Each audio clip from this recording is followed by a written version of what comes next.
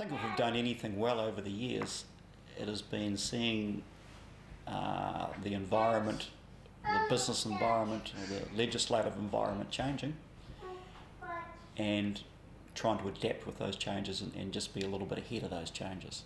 As a result of that, in 1983 we planted our first avocados.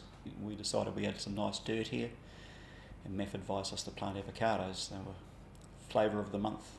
In 1988, when we were developing another 10 acres of avocados, we decided we could produce the trees ourselves, so we started a little nursery, which was about the size of the room when we started it, and that has grown and grown and grown over the years. We've been able to ride the boom of the avocado industry, and we've taken our production up to, we peaked at 22,000 trees. At 20,000 we would have been the biggest in the country. Most of the other nurseries are quite small. Well, once a year we do a soil test and a leaf analysis. At the moment, copper is the only fungicide that we can use. I think the industry as a whole knows that that is unsustainable. There's new coppers coming out, and the industry is actively looking for other fungicides. At the moment, it's the only weapon we've got against post-harvest rots. 15 years ago, we would go out and spray because it was January, and spray again because it was February. And the sprays we use have got an awful lot smarter too, as indiscriminate sprays that we used to use in the old days.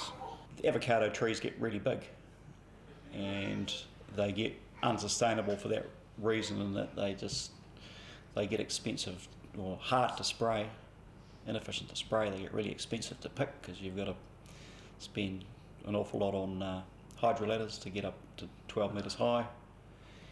So I think the future will be using clonal rootstocks and probably replacing maybe 15% of your orchard a year, so after 6 years you'll have completely renewed your orchard and keeping trees down to a manageable level.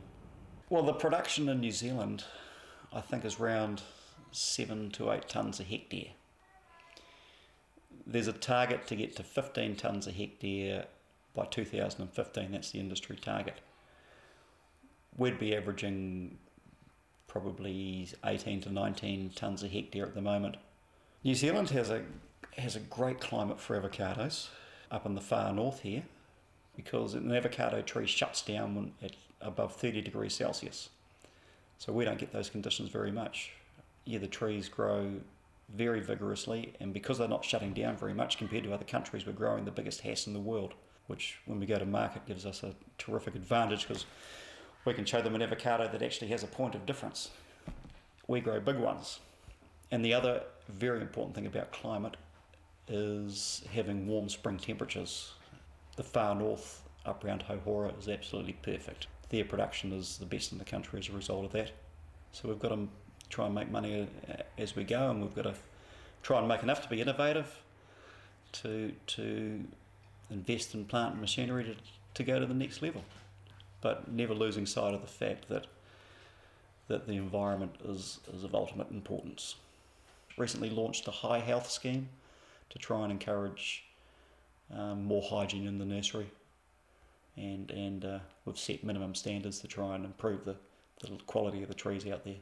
I've always had a love for native trees. We've got some beautiful bush around us, and over the last 25 years I've put in lots of kauri trees and all sorts of natives, remus and tanikahas and kaikateas, and they're the legacy I'm leaving. I have 2 full-time staff, and over the summer we might peak at 5 or 6 or 7 people, just depending on how much work we've got on. Samantha is a very good sounding board for any ideas I have.